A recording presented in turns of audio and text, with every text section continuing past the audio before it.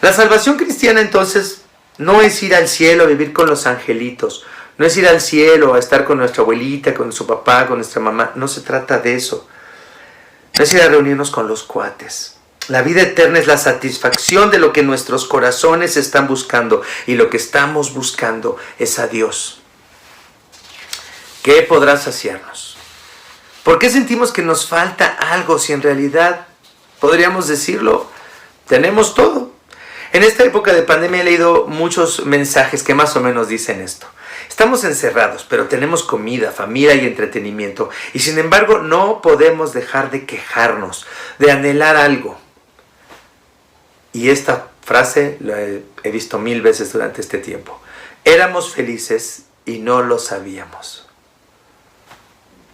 Éramos felices y no lo sabíamos. Éramos felices antes de la pandemia y no pensábamos que éramos felices. Éramos felices de hacer lo que queríamos y siempre estábamos quejándonos. Ahora estamos encerrados y estábamos quejándonos. Y cuando salgamos vamos a quejarnos. Y bajo el gobierno de Morena nos quejamos, pero cuando venga el PRI o venga el PAN otra vez, vamos a quejarnos. Y vamos a quejarnos toda la vida si no encontramos la satisfacción en el pan que descendió del cielo. En Jesucristo, que es el pan que descendió del cielo. En Él está la satisfacción real, que es el tercer punto de este mensaje.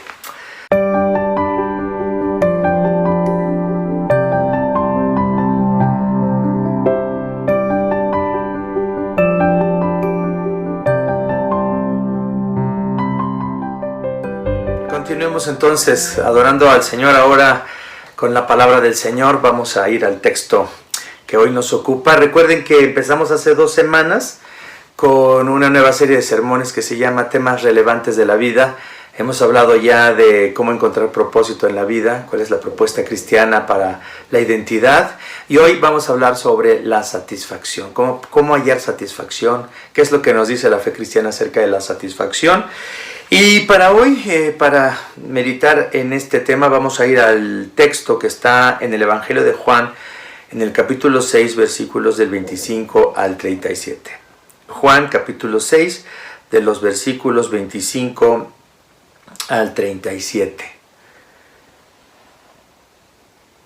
Y dice así: Cuando lo encontraron al otro lado del lago, le preguntaron: Rabí, ¿cuándo llegaste acá? Ciertamente les aseguro que ustedes me buscan no porque han visto señales, sino porque comieron pan hasta llenarse. Trabajen, pero no por la comida que es perecedera, sino por la que permanece para vida eterna, la cual les dará el Hijo del Hombre. Sobre este ha puesto Dios el Padre su sello de aprobación. ¿Qué tenemos que hacer para realizar las obras que Dios exige?, le preguntaron. Esta es la obra de Dios, que crean en aquel a quien Él envió, les respondió Jesús. ¿Y qué señal harás para que la veamos y te creamos? ¿Qué puedes hacer?, insistieron ellos. Nuestros antepasados comieron el maná en el desierto, como está escrito: pan del cielo les dio a comer. Ciertamente les aseguro que no fue Moisés el que les dio a ustedes el pan del cielo, afirmó Jesús. El que da el verdadero pan del cielo es mi Padre. El pan de Dios es el que baja del cielo y da vida al mundo. Señor, le pidieron, danos siempre ese pan. Yo soy el pan de vida, declaró Jesús. El que a mí viene nunca pasará hambre, y el que en mí cree nunca más volverá a tener sed. Pero como ya les dije, a pesar de que ustedes me han visto, no creen. Todos los que el Padre me da vendrán a mí, y al que a mí viene, no le rechazo. Al que a mí viene no le rechazo. Esta es la palabra del Señor. Hoy vamos a hablar sobre 3 aspectos sobre la satisfacción que creo que surgen de este texto. Número 1, vamos a hablar acerca de la satisfacción temporal. Número 2, vamos a hablar de la inevitable insatisfacción. Y vamos a hablar acerca de la satisfacción verdadera. Entonces, la satisfacción temporal, la inevitable insatisfacción y la satisfacción verdadera. Vamos al punto número 1, la satisfacción temporal. Jesús entonces había estado en la región de Tiberias, de acuerdo a los expertos. Tiberias estaba del lado contrario del mar de Galilea a la ciudad de Capernaum. Y allí él alimentó a las 5,000 personas. Algunos de ustedes saben que hubo una multiplicación de los panes y de los peces. Y cuando se dieron cuenta de este milagro, entonces nos dice San Juan, unos versículos antes de esta lectura que hicimos, que pensaron en hacer rey a Jesús, y entonces Jesús se fue de ahí y se fue a la montaña para estar solo.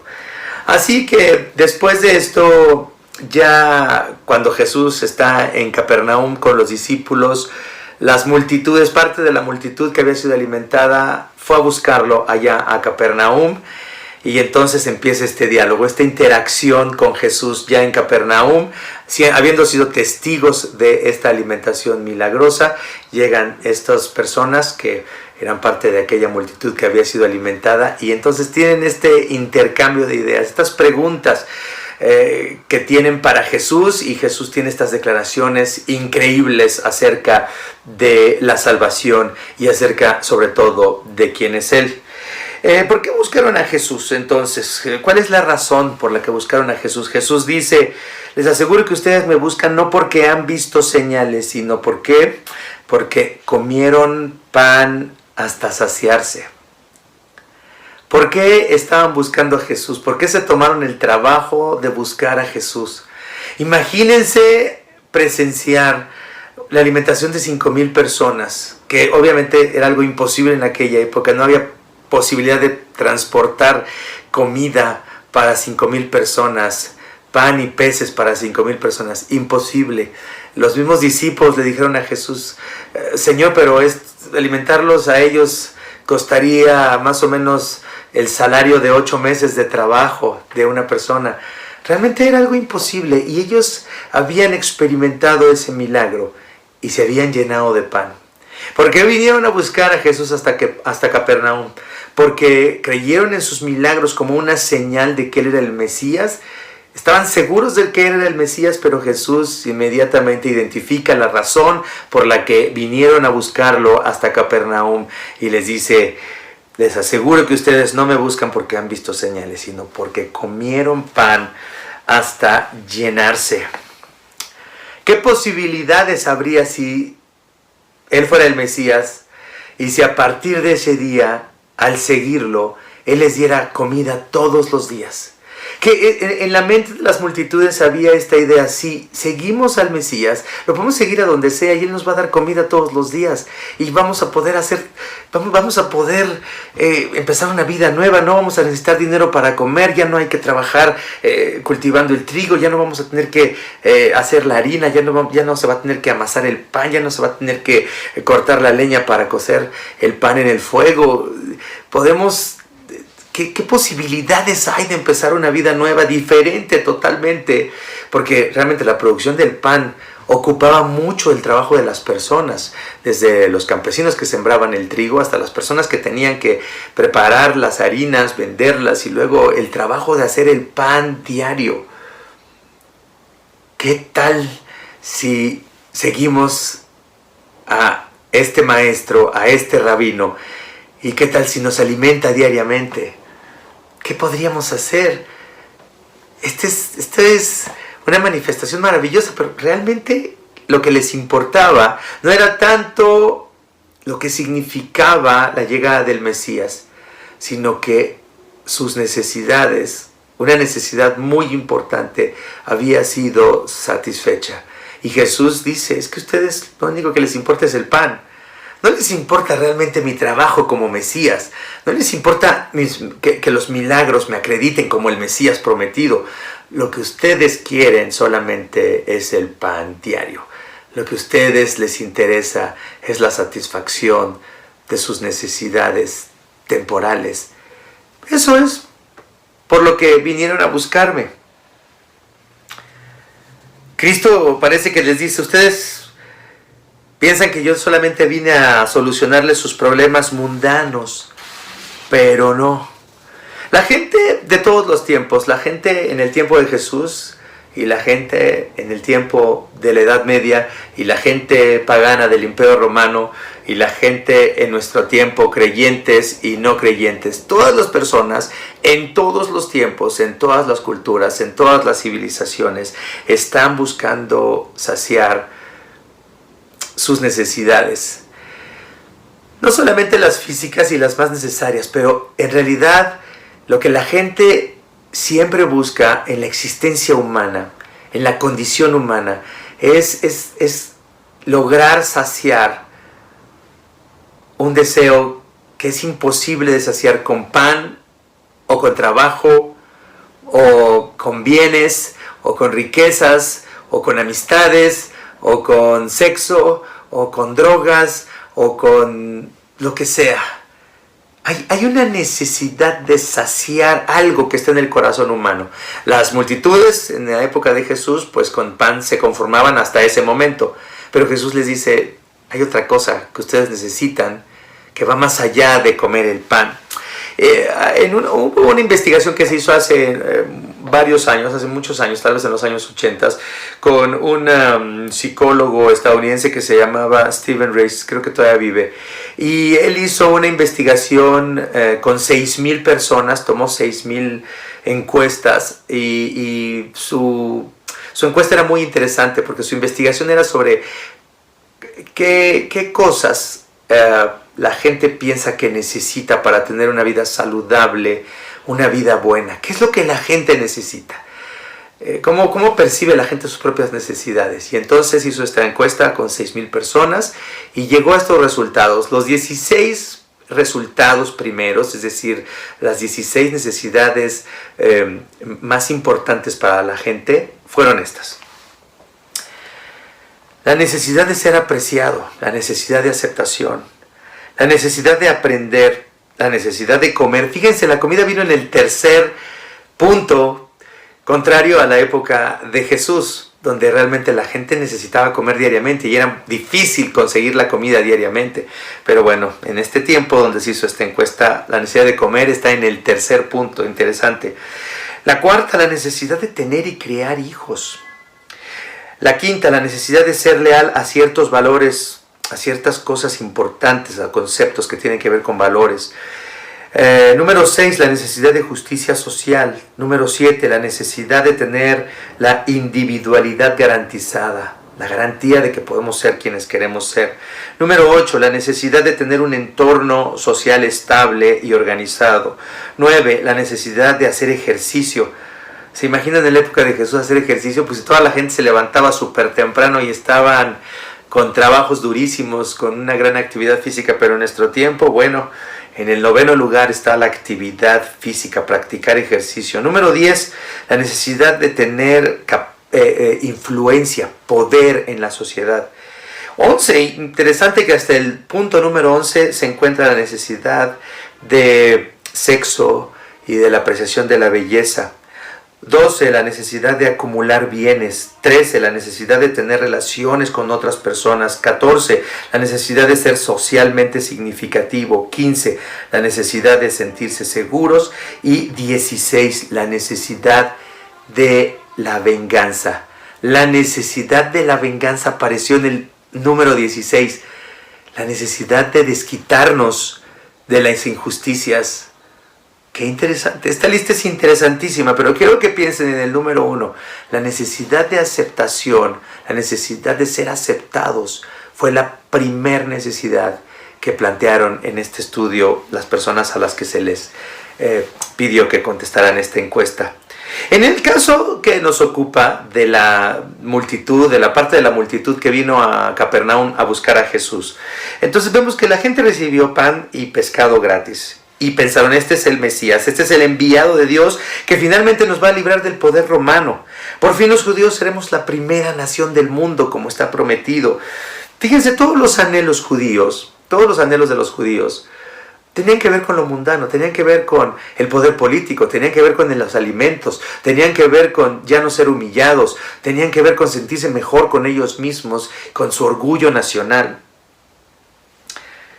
Todos sus deseos tenían que ver solo con el tiempo presente y con los deseos de esta vida.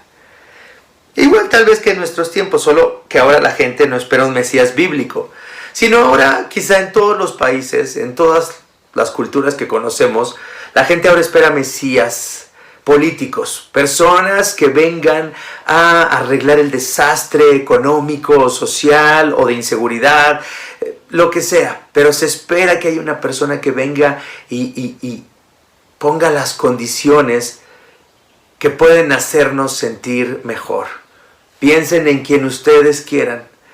Pero realmente entendemos que no podemos creer que hay un ser humano que puede satisfacer nuestras necesidades, que puede satisfacernos en todos los sentidos, con el que vamos a estar de acuerdo.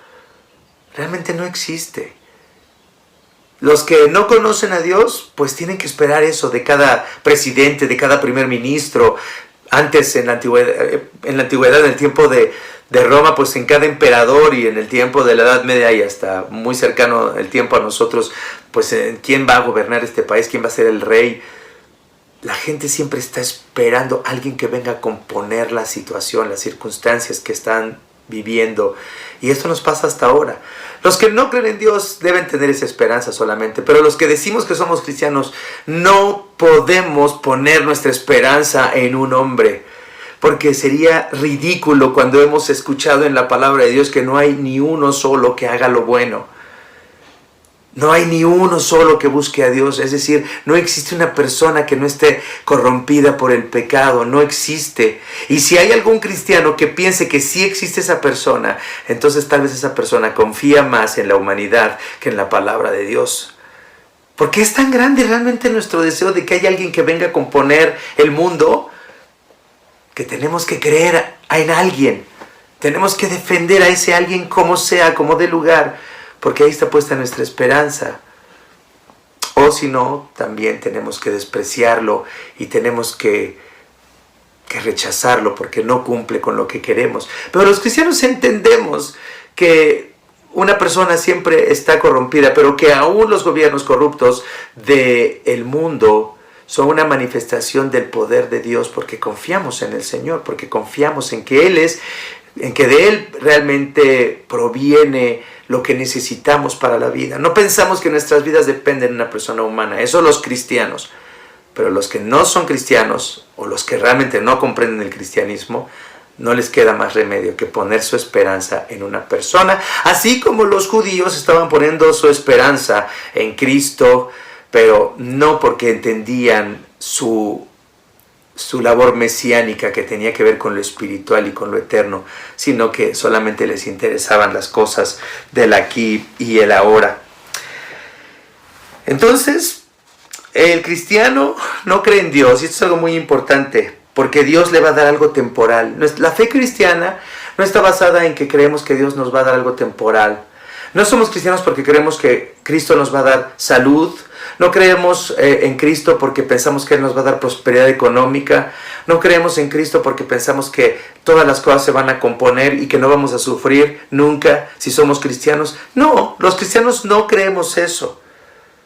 No creemos en Cristo porque pensamos que Él nos va a dar algo temporal. Creemos en Cristo porque Él viene a solucionar nuestro problema más grave, que no es la carencia de bienestar, sino la carencia de una relación con Dios que está rota a causa de nuestra rebelión, de nuestro pecado. Entonces la gente religiosa de nuestro tiempo y también del tiempo de Jesús busca una satisfacción de sus necesidades temporales. Jesús le llama esto la comida que perece. Él les dice: trabajen, pero no por la comida que perece, sino la que permanece para vida eterna. Eso es algo muy importante. Entonces, aunque la gente busca solamente lo temporal, la satisfacción temporal de sus necesidades, en realidad Cristo dice, hay necesidades que tienen que ver con lo eterno, hay necesidades que tienen que ver con la eternidad, y esto es lo que yo vengo a darles. Entonces, mientras solamente buscamos la satisfacción temporal de nuestras necesidades y deseos de aquí, de este mundo, de esta vida, estamos condenados a la insatisfacción, a la decepción. Y vamos a verlo. En el versículo 27 dice Cristo: trabajen entonces no por la comida que trabajen entonces por la comida que permanece para vida eterna, la cual les dará el Hijo del Hombre. Sobre este ha puesto Dios el Padre su sello de aprobación. Entonces trabajen por la comida que permanece para vida eterna. Busquen las cosas que tienen que ver con la vida eterna, con la salvación. no solamente con las necesidades de este mundo. Y dice, porque porque la comida que permanece para vida eterna, yo se las voy a dar, el Hijo del Hombre se las va a dar. Y dice, y sobre este ha puesto Dios el Padre su sello de aprobación. ¿Cuál es ese sello de aprobación del que está hablando Cristo? Pues los mismos milagros. El poder para haber alimentado a 5,000 personas con panes y con peces. Esas obras maravillosas que Cristo hizo son el sello de aprobación del Padre. Eso es lo que Cristo está diciéndoles. Miren, estos milagros que estoy haciendo son el sello que demuestra que yo soy el Mesías. Trabajen por la comida que permanece para vida eterna. Cristo les acaba de dar de comer una cantidad de comida que era entonces imposible. Y ahí están ellos de testigos. Sin embargo, fíjense lo que le dicen a Cristo en el versículo 30. ¿Y qué señalarás para que la veamos y te creamos? ¿Qué puedes hacer? ¿Qué puedes hacer? A ver, muéstranos una señal. ¿Qué puedes hacer? Ah, sí es cierto, sí es cierto. Ayer diste de comer a 5,000 personas, panes y peces, pero bueno, haz otra cosa, ¿no? Fíjense una cosa. ¿Cómo es la naturaleza humana? Que no importa cuántas veces Dios nos muestre su amor, que no importa cuántas veces Dios nos muestre su salvación, que no importa cuántas veces el Señor nos muestre su provisión, siempre queremos algo más. Nunca estamos satisfechos.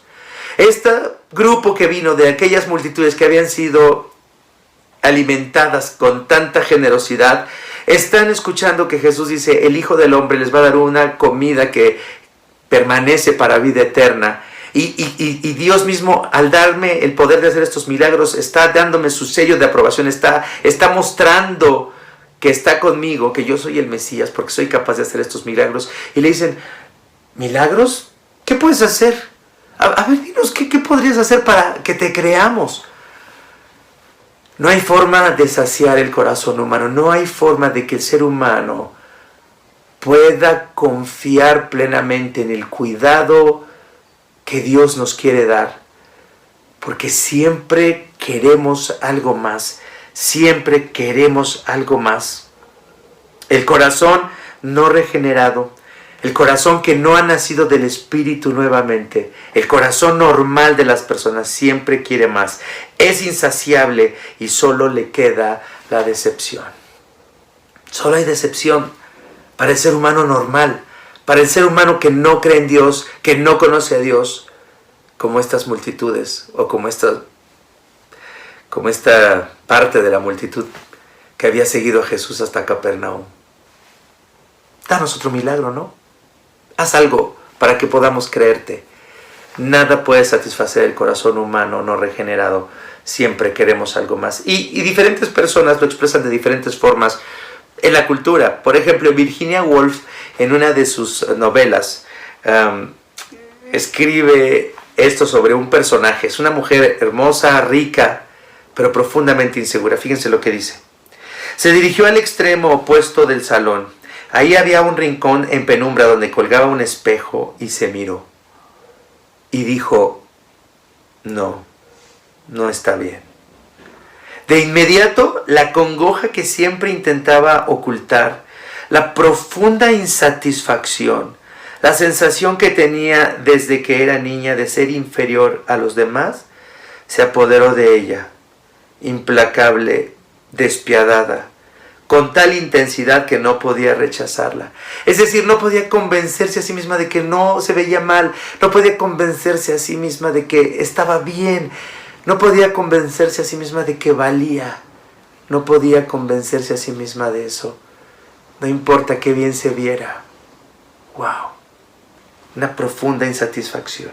Fernando Savater, un famoso filósofo español muy moderno que escribió el libro Ética para Amador, un filósofo utilitarista, que utiliza la ética utilitarista, escribe esto hablando del factor económico en la sociedad y dice, hay dos factores que hacen difícil que las empresas sean éticas. El primero es que no se plantean la pregunta por el ser humano, por la condición humana, sino que simplemente ven al hombre bajo la categoría de recurso humano. El segundo, y retomando su definición del papel del empresario en la sociedad como aquel que satisface las necesidades humanas, es que para expandir su capital y sus espacios de trabajo, el empresario ha creado necesidades ficticias y reales que en lugar de beneficiar a la sociedad, solo aumentan sus niveles de insatisfacción. ¿Qué dice Sabater? No es cristiano, es utilitarista. Él dice, hay que ser buenos porque nos conviene ser buenos. Hay que portarnos bien porque nos conviene hacer lo bueno en lugar de lo malo. Con ese pensamiento él dice, el ser humano siempre tiene necesidades que pueden ser cubiertas por los empresarios, pero los empresarios tienen otros objetivos y entonces producen en el ser humano nuevas necesidades, lo cual dice Sabater, esta sociedad de consumo a lo que nos lleva es a una profunda insatisfacción. Nada puede satisfacernos porque no tenemos todo lo que se nos ofrece y pensamos que debemos de tenerlo para estar bien. Paulo Coelho, este autor de libros de autoayuda, escritor inspiracional, que no he leído nada de Paulo Coelho, y no porque no quiera leerlo, la verdad me interesaría leer algo de Paulo Coelho, pero tengo tantos buenos libros que no sé cuándo voy a leer a Paulo Coelho, pero me llamó mucho la atención su concepto de dónde viene la insatisfacción. No sé si sea cristiano o no, algunos dicen que sí, otros dicen que no, pero dice él, hablando de la violencia en la sociedad y de la insatisfacción en la sociedad, dice, ¿y por qué sucede? Porque nos alejamos de Dios y vivimos en una existencia fragmentada. Tratamos de encontrar la unidad, pero no sabemos cómo regresar. Y entonces entramos en un constante estado de insatisfacción. La sociedad prohíbe y crea leyes, pero eso no resuelve el problema de la insatisfacción. Él dice, porque estamos separados de Dios, vivimos vidas fragmentadas, vidas insatisfechas. No sabemos cómo regresar a la unidad con Dios. No sé si Paulo Coelho después explica cómo se retoma la unidad con Dios, pero el cristianismo nos dice cómo retomar la relación con Dios, la relación rota con Dios por medio de Jesucristo, y ahí hallar la satisfacción. Entonces, como las multitudes descritas en el texto de San Juan capítulo 6 en el que estamos meditando hoy, así el ser humano va por la vida buscando algo que satisfaga sus deseos, que pueden ser físicos o emocionales. Así entonces, desde el empresario capitalista que utiliza la insatisfacción humana para acrecentar su riqueza, hasta la persona que se siente menos hermosa, menos rica o inteligente que los demás, el ser humano siempre experimenta inevitablemente un profundo sentimiento de insatisfacción. Bueno, ya hablamos de algunos autores, ya hablamos de cómo se manifiesta esto en algunos pensadores de nuestra civilización, pero vamos a ver qué dice la Escritura sobre esto. Vamos al libro de Eclesiastés, vamos al capítulo 4 de Eclesiastés, donde hay una cantidad importante de afirmaciones acerca de la decepción, de la insatisfacción con este mundo. Dice entonces el predicador en Eclesiastés capítulo 4 versículos 14 al 16. Eclesiastés 4 del 14 al 16. Dice, primero voy a leer Eclesiastés 4, pero del 1 al 2. Eclesiastés 4 del 1 al 2 y luego 14 y 16. Eclesiastés 4, 1 y 2 dice, luego me fijé en tanta opresión que hay en esta vida. Vi llorar a los oprimidos y no había quien los consolara. El poder estaba del lado de sus opresores y no había quien los consolara. Y consideré más felices a los que ya han muerto que a los que aún viven.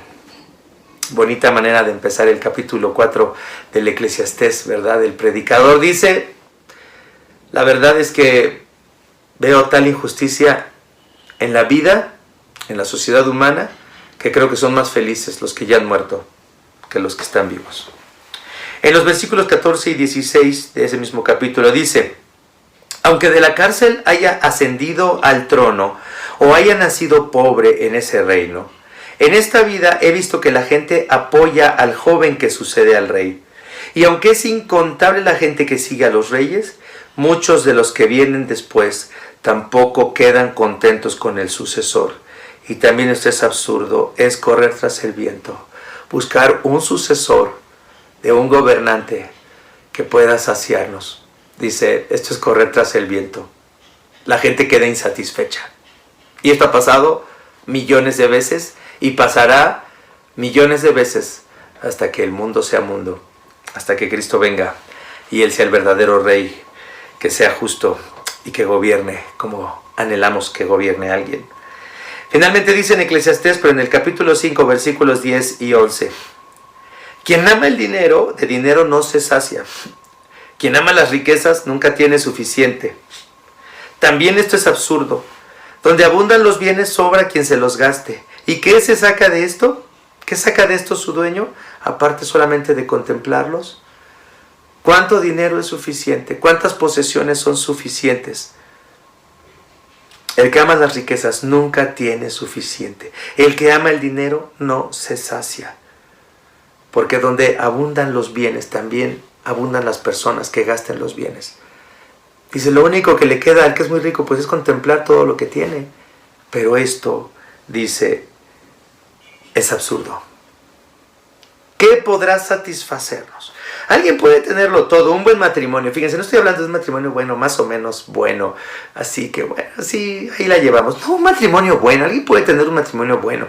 Alguien puede tener hijos hermosos y productivos y respetuosos. Alguien puede tener una bonita casa y todas sus necesidades básicas cubiertas. Y sin embargo puedes sentir que falta algo. Puedes sentir que las cosas no son como deben ser. Puedes sentir que hay algo mejor en algún lugar. Algo mejor. A lo mejor lo que nos hace falta es viajar. O a lo mejor lo que nos hace falta es probar comida tailandesa. O a lo mejor lo que nos hace falta es comprar un nuevo coche o tener un perro. Tal vez lo que nos hace falta es cambiarnos de ciudad o de país. La gente está buscando algo. Tal vez lo que me hace falta es tener una nueva esposa, un nuevo esposo. Tal vez lo que me hace falta es reempezar con una nueva familia. Voy a dejar esta familia y voy a tener bebés con una persona más joven y así voy a ser un buen padre, el padre que nunca fui. ¿Qué podrá saciarnos? ¿Qué podrá llenar nuestros corazones? La multitud le dice a Jesús cuando están ahí hablando con él y están diciéndoles, danos otra muestra, ¿no? Danos otra muestra. Porque bueno, sí estuvo bien eso de la alimentación, pero para que te creamos.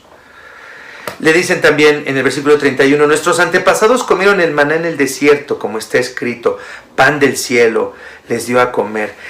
Están como diciéndole, bueno, ¿no podrías hacer eso ya que estás hablando de un alimento que permanece para vida eterna? ¿Estás hablando de eso? ¿Estás hablando de ese pan?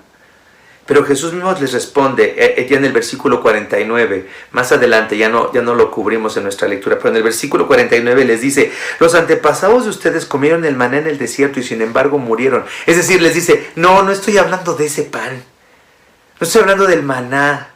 Ese no es el pan que descendió del cielo, porque si se dan cuenta, sus padres comieron el maná. ¿Y qué les pasó? Se murieron. No estoy hablando, ese no es el pan. Ese no es el pan de vida eterna. No es el pan que puede satisfacer los corazones. Dice en el versículo 32 de esta lectura que hicimos, ciertamente les aseguro que no fue Moisés el que les dio a ustedes el pan del cielo, afirmó Jesús. El que da el verdadero pan del cielo es mi Padre. El pan de Dios es el que baja del cielo y da vida al mundo. ¿Y qué le dijeron? Danos de ese pan. Danos de ese pan. La salvación cristiana entonces no es ir al cielo a vivir con los angelitos, no es ir al cielo a estar con nuestra abuelita, con su papá, con nuestra mamá. No se trata de eso. No es ir a reunirnos con los cuates. La vida eterna es la satisfacción de lo que nuestros corazones están buscando, y lo que estamos buscando es a Dios. ¿Qué podrá saciarnos? ¿Por qué sentimos que nos falta algo si en realidad podríamos decirlo, tenemos todo? En esta época de pandemia he leído muchos mensajes que más o menos dicen esto. Estamos encerrados, pero tenemos comida, familia y entretenimiento. Y sin embargo, no podemos dejar de quejarnos, de anhelar algo. Y esta frase la he visto 1000 veces durante este tiempo. Éramos felices y no lo sabíamos. Éramos felices y no lo sabíamos. Éramos felices antes de la pandemia y no pensábamos que éramos felices. Éramos felices de hacer lo que queríamos y siempre estábamos quejándonos. Ahora estamos encerrados y estábamos quejándonos. Y cuando salgamos vamos a quejarnos. Y bajo el gobierno de Morena nos quejamos, pero cuando venga el PRI o venga el PAN otra vez, vamos a quejarnos. Y vamos a quejarnos toda la vida si no encontramos la satisfacción en el pan que descendió del cielo. En Jesucristo, que es el pan que descendió del cielo. En Él está la satisfacción real, que es el tercer punto de este mensaje. La satisfacción real. Vamos al versículo 28. ¿Qué tenemos que hacer para realizar las obras que Dios exige? Le preguntaron. Así como que aquí hay un cambio de timón medio fuerte, ¿no? Porque están diciéndole a Jesús que haga milagros, que si no es de lo que está hablando, no es del maná, no estás hablando del maná, no estás hablando de este pan, como que no te entendemos muy bien. Entonces, de pronto, la multitud le dice de una manera más clara, bueno, ¿qué tenemos que hacer para realizar las obras que Dios exige?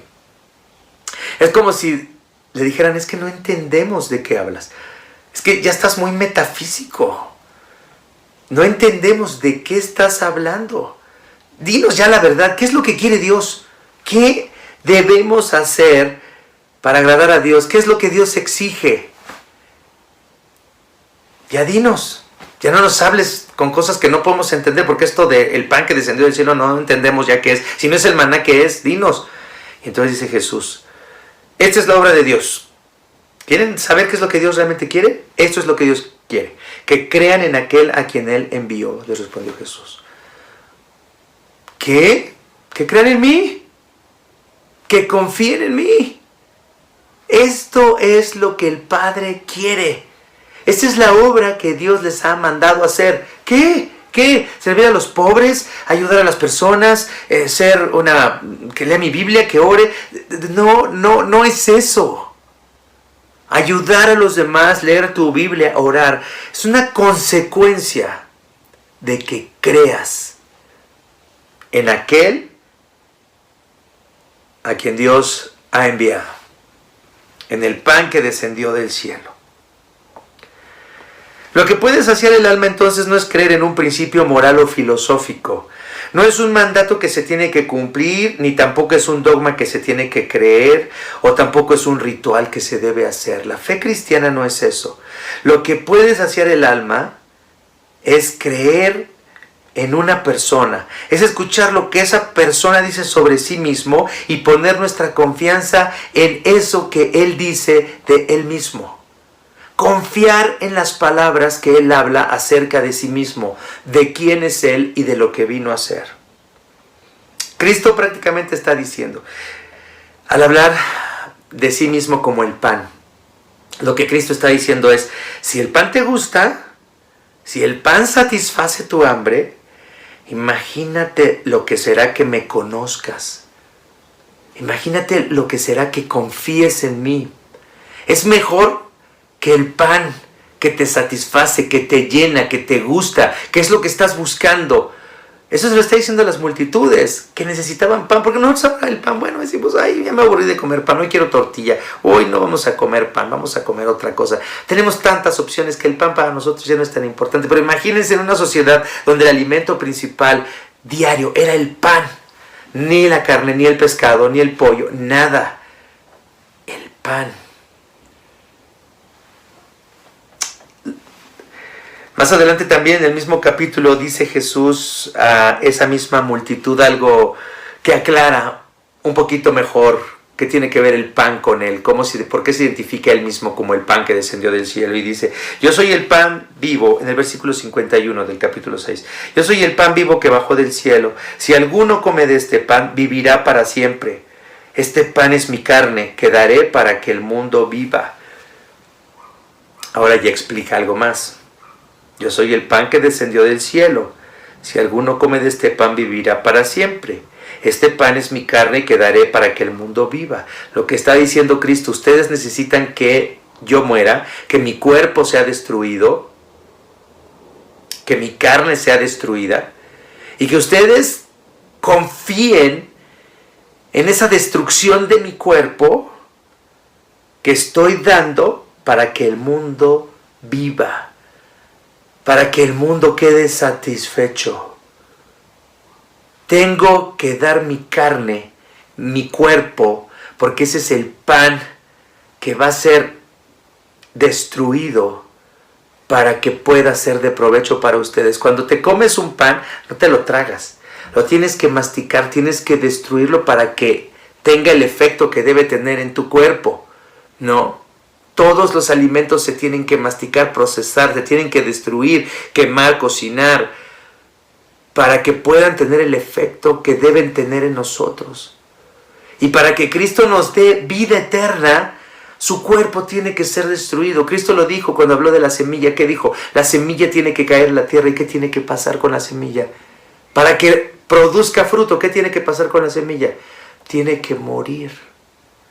Para que ustedes puedan ser saciados, para que ustedes puedan encontrar la salvación, el perdón de sus pecados, para que ustedes puedan entender, pues más bien puedan acceder a una relación nueva con el Padre, con el Creador. Necesito morir por ustedes para que en mi muerte ustedes sean beneficiados. En el derramamiento de mi sangre traiga beneficios a ustedes. En la destrucción de mi carne sean ustedes bendecidos, perdonados, adoptados.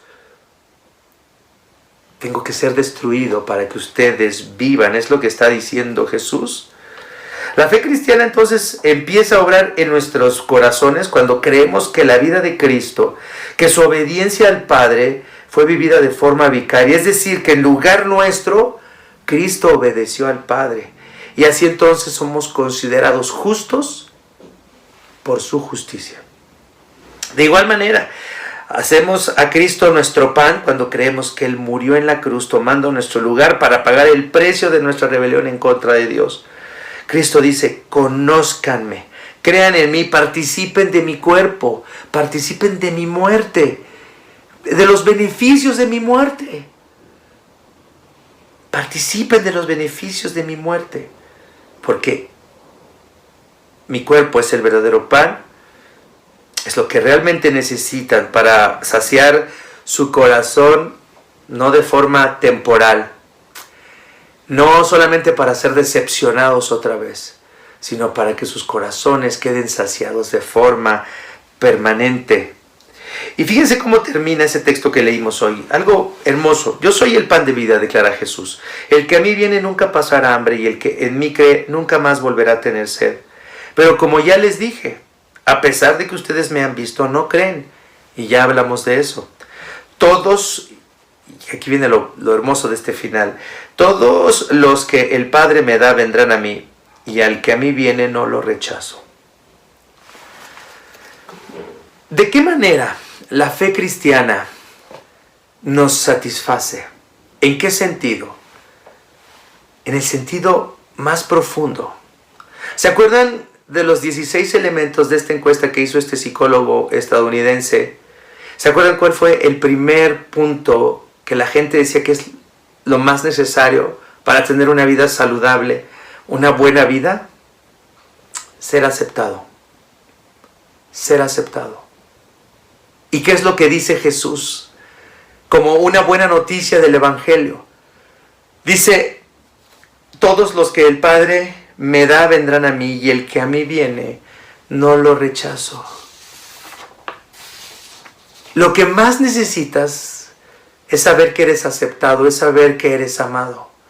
Y eso es lo que Jesús está diciendo, acérquense a mí, porque yo los amo, porque yo no los rechazo si se acercan a mí.